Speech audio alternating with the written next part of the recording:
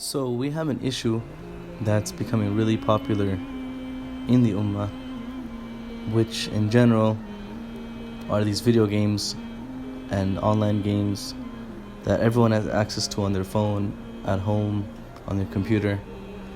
Specifically though, of the more prominent ones that are relevant to today is PUBG, a game which is well known and many people all over the world are playing it, which has issues, and the first issue being the newest version which came out openly promotes and encourages idolism, the worshipping of idols, where you see that the player can recharge and gain benefits from worshipping this totem, this idol, and the character actually worships it and prays to it in the video game.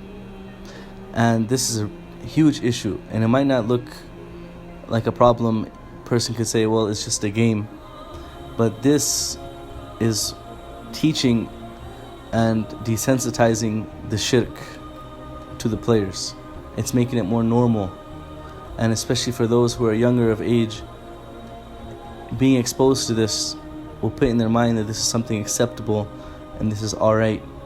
And as a Muslim, we have to stand firm against every type of shirk, and especially these kind of things which are being slipped in to the games that our Muslim youth are playing throughout the day, throughout the night, consistently, subhanallah.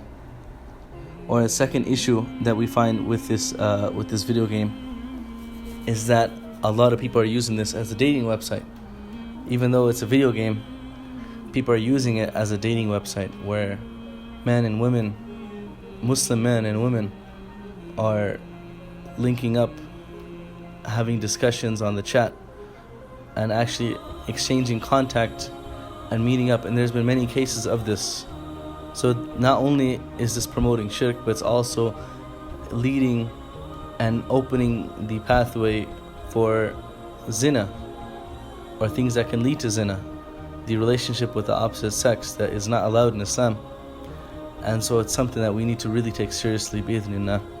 And honestly, we need to reflect upon the lives of the companions of the Prophet sallallahu alaihi wasallam, these role models, these true role models that we as Muslims need to have in our life, and look at what they did with their lives. And if it wasn't for what they did in their lives for this deen, for Allah, then most of us today would not be Muslim.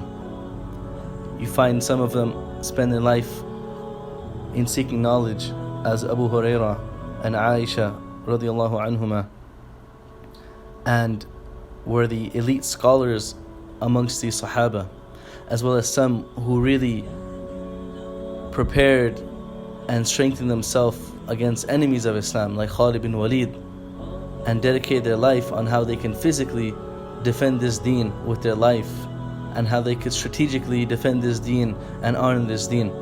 And this was their mentality, and this is how they understood life, that we need to give something to our religion. We need to be a part of this religion and contribute to this religion.